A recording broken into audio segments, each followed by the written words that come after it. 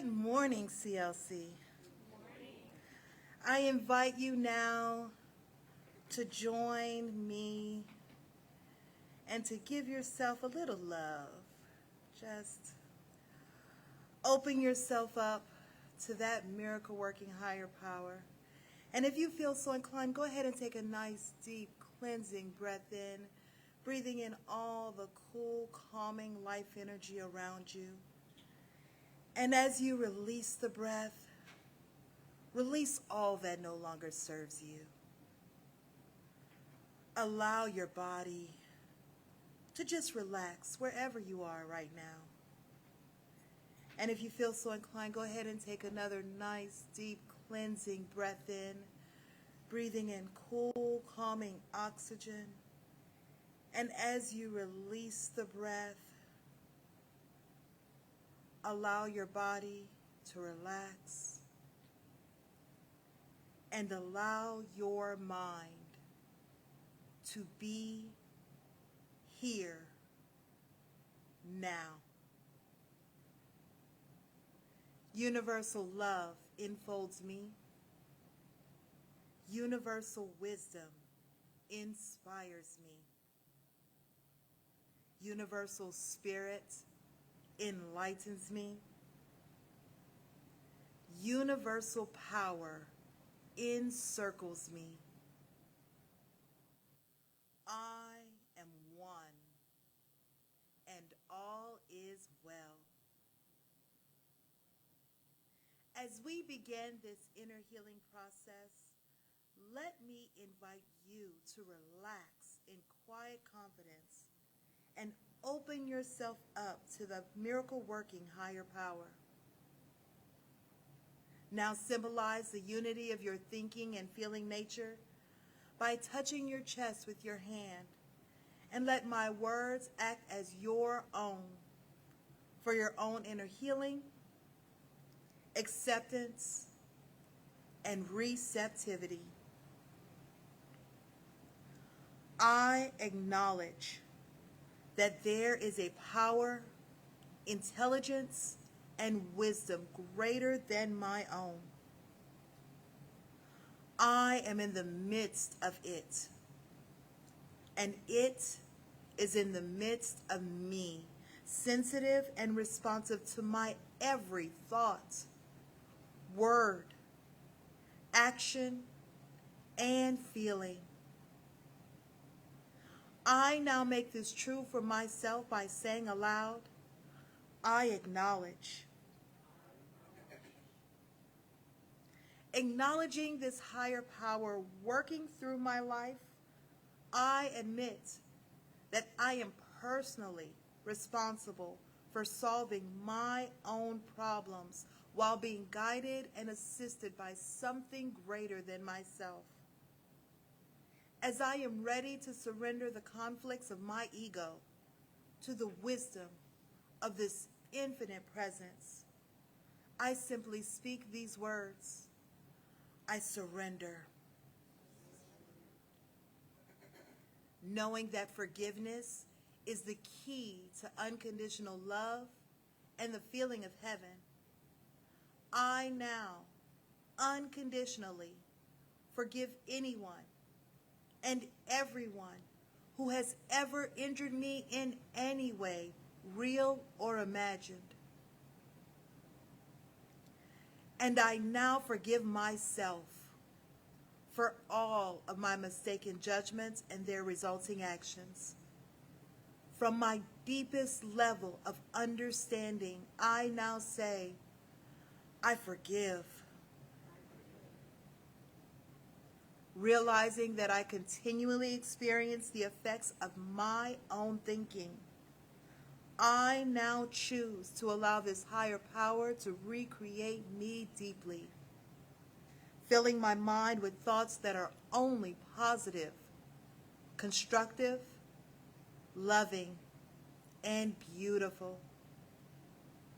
I call upon this divine inflow by stating aloud, I choose. I now center upon that one special idea that I'm willing to accept as real for me in this coming week. Visualizing that idea as already acted upon and brought to pass. In seeing my idea become a fact of my experience, I enjoy the happiness and peace of my thought fulfilled and gratefully speak these words. I accept. Knowing that I have an everlasting place in the midst of the power that sustains all creation, as well as the support of all those around me, I allow myself to relax in the peace of fulfillment and gratitude and say, I release. Now, in my mind's eye, I envision the presence of someone near and dear to me. This can be a friend, a family member, a teacher or mentor, someone who has touched my life in deep and loving ways. Someone who may not be physically present in this room or on this planet anymore. I turn to that image in my mind's eye and say, I'm grateful for the good in your life. Now I open my eyes, turn to the world around me, and joyfully speak to anyone physically present in the room or virtually on this broadcast, and share in confidence and gratitude in saying, I'm grateful for the good in your lives. Good morning. Yeah, so this is a series on the metaphor of water. Earthly water, celestial water. We were talking about this in the class the other night. The terrestrial and celestial spheres of life. It's another way of putting the conscious and subconscious, the universal and the particular. I was sitting there thinking about saying this and looked up here, and these banners represent just that. This one needs some explanation because on camera, or even from where you're sitting, it's just, I'll give Lisa a minute here to get the camera on it, but it's going to look just blue. Pretty much. People say it's just, well, what's the blue banner? I get what this one is. And the guy that took the picture that led to the picture that became this passed away recently. He was in Apollo 8, and it was Apollo 10 where they shot this picture of the full Earth. The one he took was called Moonrise, or Earthrise. It's the Earth coming over the horizon of the moon. Yeah, Earthrise. And but this one that's just blue, if you get right up on it, there are little white dots. And the little white dots are the constellation Canis Major, which contains the dog star Sirius. So this represents the celestial sphere of things. So in this teaching, we draw heavily, as you know if you've had any of our classes, on the Hermetic principles. As above, so below, as below, so above. There's also some Plato thrown in there. The idea that there's a divine template, there's a divine model, if you will, paradigm by which everything earthly unfolds. Jesus talked about this when he said, lay up treasures in heaven where moth and rust doth not corrupt, rather than on earth where moth and rust do in fact corrupt. Well, you lay up treasures in heaven means you do your work in consciousness, and then the work in consciousness unfolds on the earthly plane. But if you attach too much meaning to what's on the earthly plane, you're going to be disappointed because it begins to unravel as soon as it takes shape. Everything that's in form begins to redistribute itself back into pure potential. So you're safer attaching greater meaning to principles rather than to particulars. If you're in a 12-step program, you've heard the expression about principles, not personalities. Personalities can let you down. You count on somebody's personality to have a continuity to it, have a predictability to it, and boop, they change. But a principle remains, at least theoretically, remains steadfast. Well, everything that unfolds on earth has some representation in the non-physical realm. And we teach in this science, we teach something called the primacy of non-physical reality. That sounds kind of highfalutin, doesn't it? But what it means is that where the action really is in the non-physical realm, where everything's being generated that comes into form. And so the consciousness that you're working in right now, the prayer work that you're doing deliberately or unintentionally, is working in an invisible workshop to create manifestations which, when they get here in physical form, will confirm to you the power of consciousness and will also meet particular daily needs. So we all want love and harmony, and you could throw in a little abundance while you're at it, you know, and we need that in a practical and particular kind of way. You can't pay the bills with good consciousness. So it's wonderful when things show up in form, but they do so because they're following a track that was laid for them in consciousness. And that's kind of the gist of this whole thing. Along with the fact that everything's a metaphor, everything's a symbol for something else. Everything on the earthly plane is representative of a state of consciousness in some way. Particularly, this is noticeable. It's true about everything, but it's particularly noticeable about the stuff that's, so to speak, natural. The things that are of this earth that are not synthetic, but that preceded us here, like clouds and rocks and trees and water. So I was thinking about water, plus I found this really cool blue graphic, and so I thought I want to do something with that for the June series, and so it's water. July's going to be on Thoreau, by the way, if you like Thoreau. But it's going to tie into all of this. So we talked a couple of weeks ago about seas, and then the week after that, oceans. And this is a month with like 7 or 8 Sundays in it, so we're going to cover, not really, but we're going to cover a lot of things. And then last week, yes, it's the first time in 728 years. I got an email from somebody one time, and they said, this month has 5 weekends in it, and it's the first time that's happened since, and I looked at that and I thought, wait a minute. That happens like twice a year or something. Anyway, last week was on fountains. We used the imagery of fountains, and the music team once again delivered and found fountain music. And the fountain of youth and the fount of wisdom and so on. Well, today's kind of about rivers. Let's go down to the river to pray. Is that one we're doing today? That's a wonderful one. That's from Oh Brother, Where Art Thou? Yeah. Go down to the river to pray. The river of baptism. The river Jordan. The river where Jesus' cousin baptized him and said, there is one who comes after me who is greater than me. Okay? It's a metaphor. Did that actually happen? I don't know, probably. But in any case, it's a metaphor. Have you been baptized? I was baptized. That's how you say it. Baptized. I was first dedicated. I went to a church where they didn't do baptism. I don't know why. But they had a little ceremony of dedication over an infant. So I was dedicated to the Lord, I guess. And then some years later, I was baptized. And I was baptized so that I could be confirmed. And that was a great big deal. And so that was lovely, and that happened. Well, it's a metaphor. The experience of baptism is a metaphor in certain schools of thought, particularly within Christianity, which is big on it, of course. The idea is that once you're baptized, you belong to the Lord, and there's the ancient sin of humankind, of disobedience against God, is washed away from you, the infant. It's kind of sad to think that you have any responsibility for that, but nevertheless, now you don't, and you've been cleansed. You can still personally sin, and there are things that can be done about that, but for the time being anyway, you're good to go.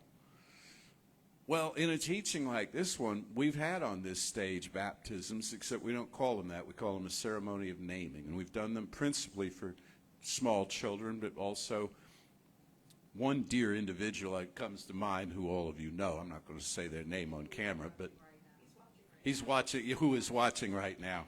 Who shall remain nameless, like you can't anymore, right? Like, yeah, okay. He came to me. He found creative life is definitely a grown-up, and he came to me and he said, I would like to be baptized on stage. And I said, you bet. When? And a bunch of other grown-ups joined him, and we had quite the day.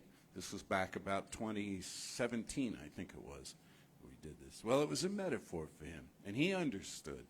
It's just as every parent of every child has been christened or baptized here understands. We're not doing this to wash away imaginary sin from them. We're doing this to welcome them to the tribe, to welcome them to the human family. And this individual had never felt particularly welcomed by the human family, and a lot of us haven't, frankly, felt that way for one reason or another. We just kind of slipped into earth, and all of a sudden we're sitting in a school desk, and there are expectations and things, and there's never been a party really for us. It just welcomes us here. We might have birthdays and things, but no cannons went off when we hit town, and they should have. And so, so that's why we do. We don't do it to wash away sin, because we don't believe we're born in sin in this teaching. But I wanted to talk a little bit today about purification and renewal, because this does go on. You might say, well, why do we need it if we're not, God doesn't judge us and stuff? Well, that's problematic. I had the question put to me very directly recently, does God judge? They were asking me as a student of science of mind for a long time, in my esteemed opinion, does God judge? And I said, well, yes and no. Mostly no, but a little bit of yes. Here's how I put it together. See what you think. We're back to the terrestrial and the celestial spheres. At the celestial level, at the universal level, no, God does not judge. Why not? God can't. It's not possible. Because for God to judge, God would have to separate itself from itself, would have to step outside of its own being and look back in and find something wrong and call it out. Well, you can't do that if you're infinite, because there's nowhere else to go. You can't step outside yourself because there is no outside yourself. Now realize here, we're not talking about a personality, but if we're going to say, even launch the question, does God judge, then we're going to look at it momentarily as a personality. Okay, if you have to, but realize it's infinite. So it can't judge its own being, because the one thing God can't do, and yes, there is something God can't do. It is no secret what God can do, says the old hymn, but there is something that God cannot do, and that is stop being God, even momentarily. The divine nature, the infinite mind, the ultimate ground of all being, whatever you want to call it, it can't not be that. So it's going to keep being that at the level of its infinitude. So it can't judge itself. You might say, well, okay, it can't judge itself. What about me? Well, who do you think you are? You're the experience that it's having of itself. So it can't judge you either, because it doesn't see you as separate from itself. Sees you just as a place where it's learning more about itself by means of your life and your life experience. So no, it can't judge you. But you can judge you. And you can judge the person sitting next to you. And you know this because you do. Maybe not now. I hope not now. I hope you're not sitting there judging the person sitting next to you. That would be creepy, wouldn't it? Look at them. See what they're wearing. Don't say anything about it. Just have a judgment about it. No, you don't want to do that. You don't want to do that, right? But you have your short list. You have your short list of people that you judge. People from your past, people from your present, people in the news. You have a short list. I read a quote the other day. It says, I know I can't change other people, but if that rule ever changes, I've got a list.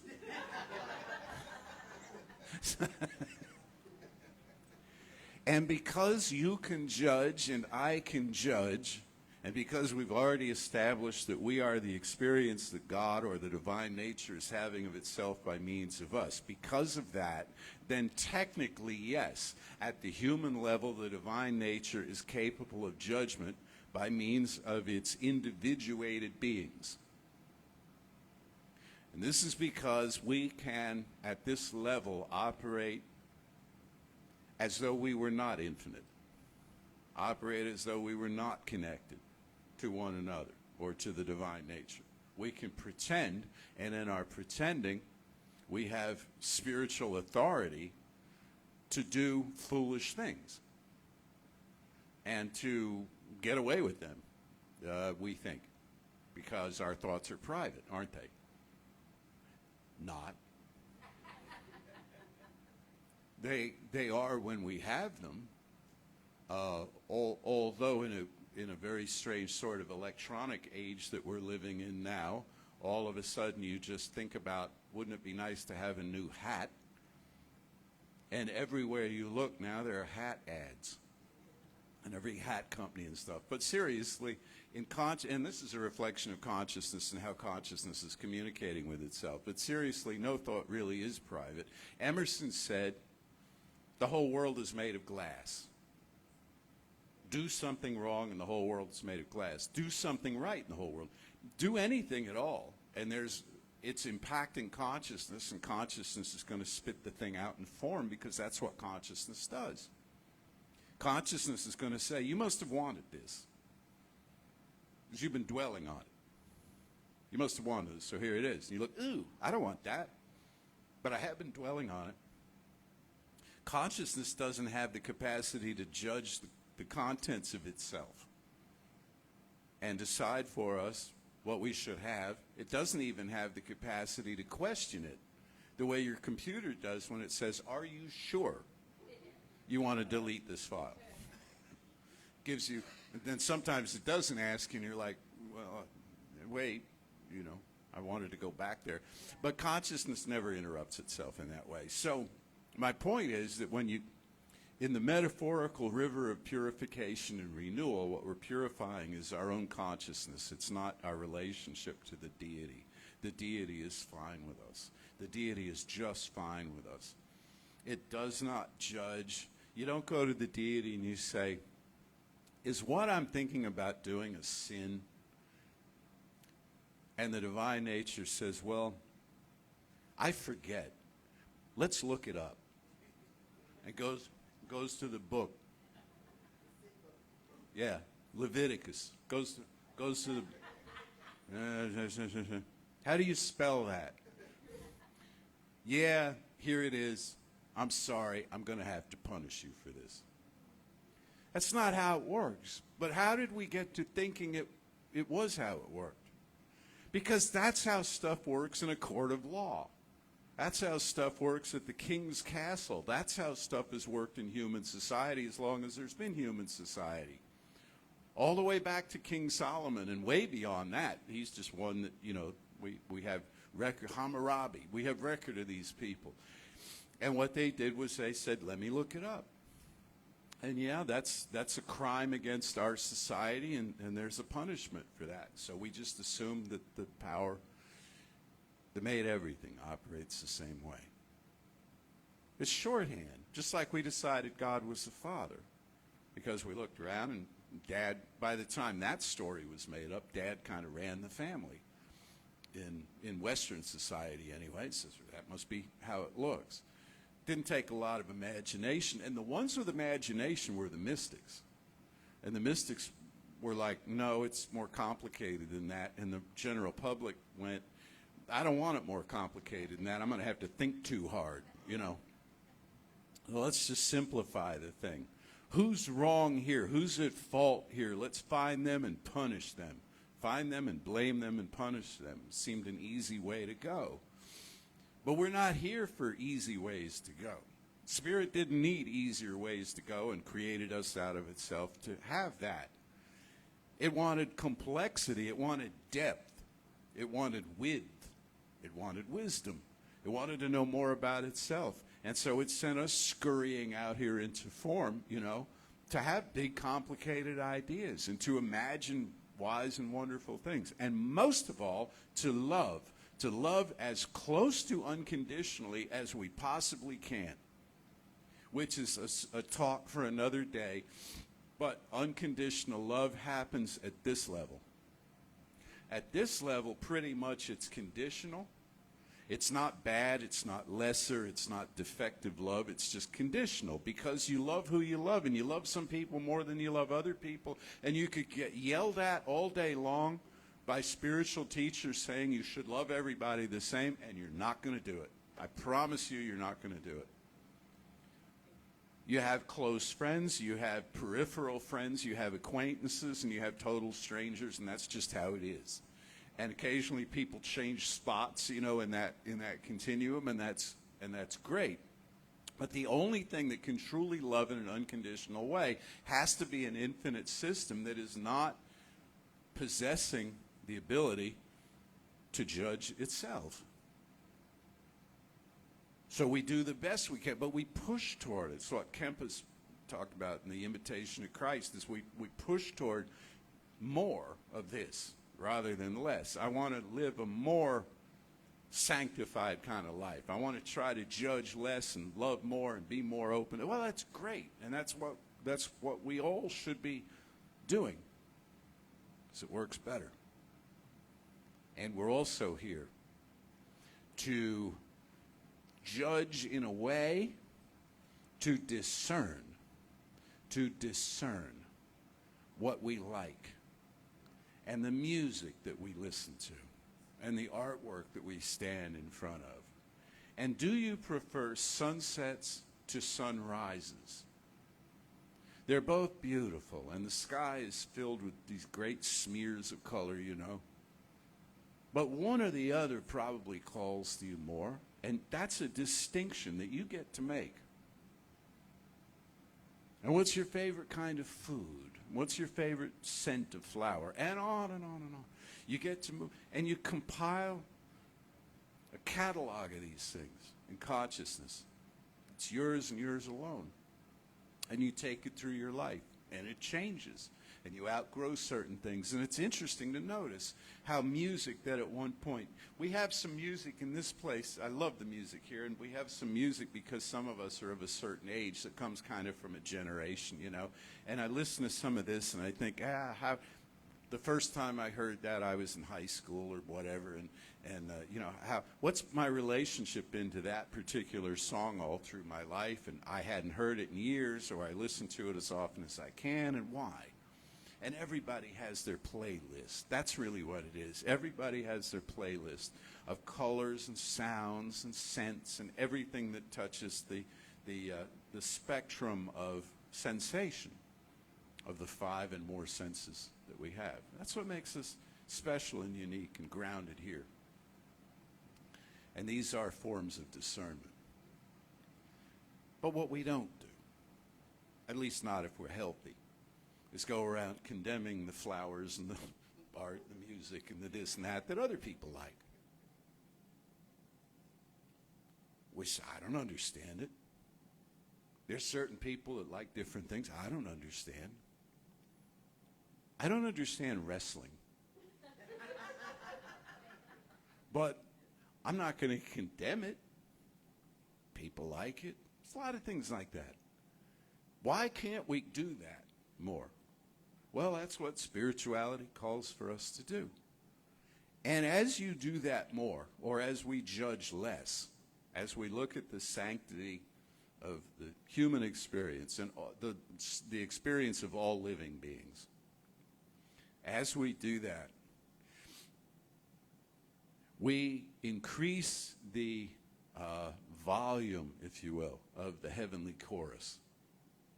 We experience little breakthrough moments of heaven here on earth. Not the heaven you go to when you die, because you don't die, and that's a whole other story, but the heaven of bliss, the heaven of wholeness, the heaven of inclusion, the heaven of, dare I say it, perfection. Perfection that is non-competitive, that is non-comparative. Perfection that is wholeness. Like a rose is perfect. Like a rose is perfect. Every rose is perfect. Until and unless you hold it up next to another rose and say, okay, which one wins? Then one of them sadly droops its little petals, and it's shamed and it slumps off, but you've set up, you've now set up this unfair competition that the roses don't have until the humans come along. The roses don't look at each other and say, I'm better than you. No, they, as far as we know, I don't think they'd get very far if they did that. But we humans are like, ooh, let's time this, let's test this, let's create a competition here. Okay, less of that and more of the, let's go down to the river to pray. Let's go down and cleanse ourselves and purify ourselves of our judgments, release the judgments and the attachments to the judgments that we have and the attachments of meaning that we place on the judgments. Because you and I have been taught unfairly and incorrectly by the society that we live in that we're only as good as our judgments, that we need to be clever. We need to see through things, not be taken in, you know.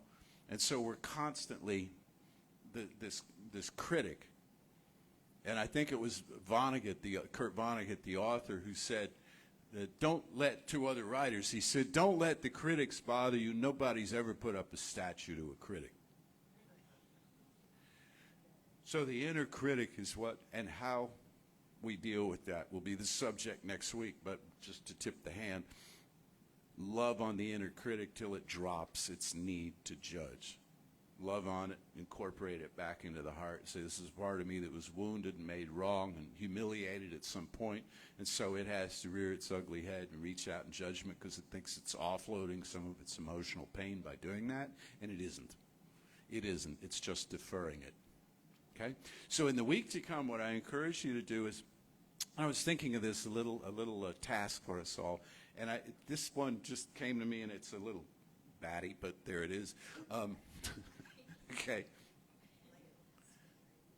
Every time you take a shower or a bath, whichever you do, I hope it's one or the other, but every time you take a shower, okay, no judgment, no judgment. Every time you take a shower, imagine what's washing off of you is everything that's unnecessary in consciousness. Everything you're ready to release is going right down the drain, right down the drain. Right away, okay, the judgments, the stuff you're still trying to prove to those kids in 4th grade who laughed at you when you didn't have your homework done and you got rousted up in front of the teacher, let it go. They're gone. They've forgotten about it. They may be off the planet, but even if they aren't, it's not, and even if the kids who are in 4th grade who laughed at you get together every week for lunch just to talk about you, even if that were to happen, okay, still you can let it go because you don't need to carry it. That's their problem now. And just imagine yourself doing that and notice how fresh you feel, and you'll come out of that shower not just physically clean, but invigorated and made ready for the next big adventure to come. So let's know together there is one life, one power, one presence, pure spirit everywhere, manifesting everywhere, radiant, everywhere beautiful, everywhere clean, everywhere sparkling, squeaky clean. There's nothing wrong with me. There never has been. There's nothing wrong with anybody I know. There never has been. There's nothing wrong with anybody I don't know. Never has been. All there is God. All there is the divine nature expressing itself. I choose to remember this, and I choose to affirm that every person, known or unknown to me, is capable of remembering it. I'm not in charge of that. But if it's true that each one of us is a choice, then each one of us has a right to know that. And I affirm that each one of us now, in their own way, does know that. A light dawns. People everywhere across this earth are saying to themselves, I can drop this resentment. Right now and here, I can let go of this regret. I can walk in the light and stand tall and be proud of who I am. Because of that power that made me, that's resident within me. Because of my capacity to love and to support and to lift the fallen and to heal the sick. To speak my word in faith believing. And have something tangible occur as a result. So I know this for all sentient beings everywhere, starting with myself, and I commit to myself to remember it. Even when the going gets tough, or I'm confused, or feel alone, feel disempowered, even in grief, even in fear, there's a light in the dark. There's a river that flows through the desert, and I can reach that spot, and I can be redeemed back into the fullness of who I am. For this knowing and its manifestation everywhere I turn, I am so deeply grateful. I release this word now, calling it done, and so it is. Do what I do? That might be okay. I was almost going to say I have no puns today, but I got one out there. It was a bit of a cloudy issue, actually. Thank you, Jeffrey. Since I'm supposed to do announcements, we have a new practitioner who joined us. Her name is Terry Berger. So we welcome her to the fold.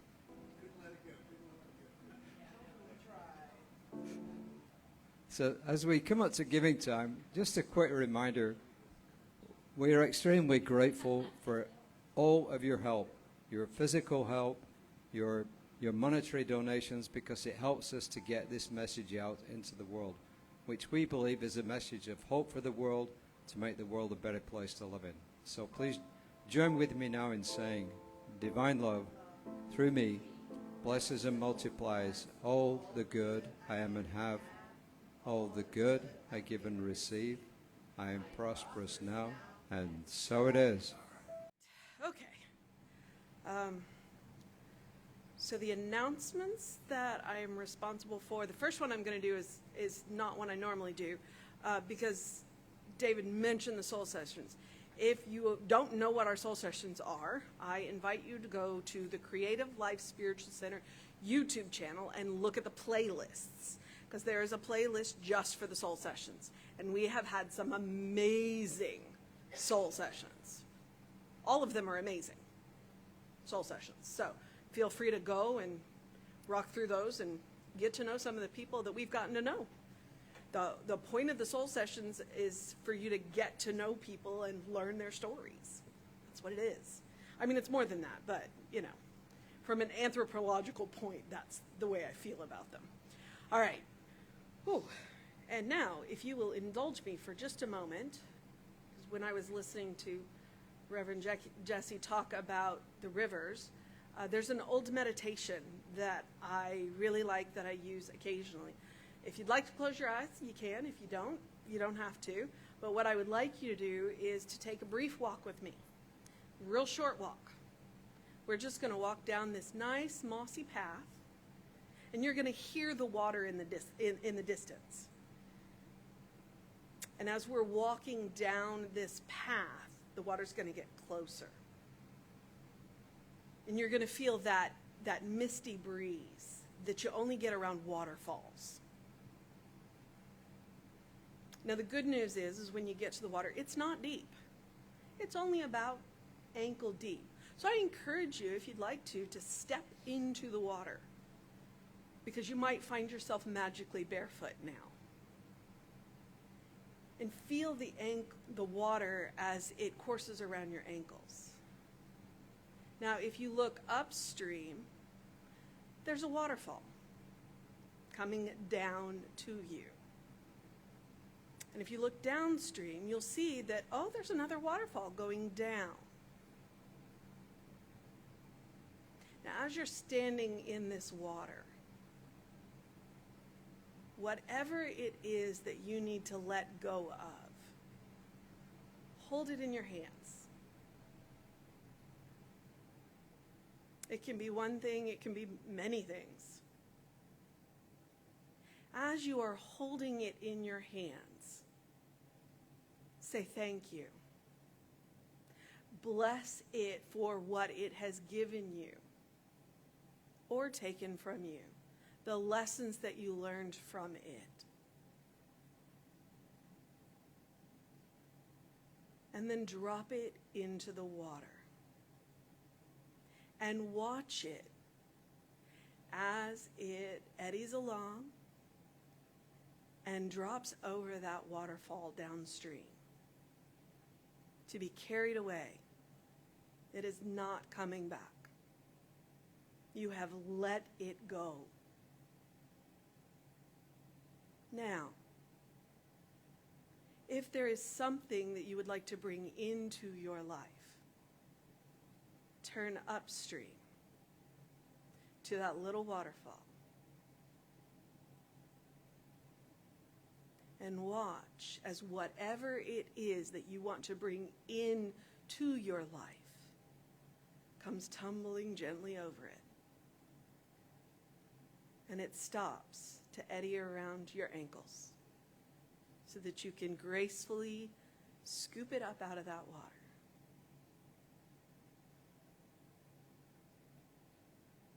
And if it's not ready yet, or you're not ready yet, that's okay. Because this place exists in your heart.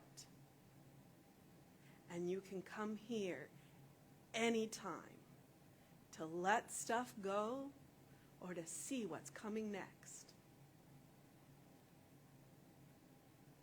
Know with me that there is one power, one presence, one life, one love. And each and every one of us are that presence. We are divine channels for that love. And that power flows through us. As we walk forth into this week, we do so in the steps of love, where our footsteps kiss the earth. We look at each other and see the divine looking back at us. We grace each other with that love of the divine. And we embrace each other as the beloved expressions of that divine that we are, knowing always that we are beloved children of God.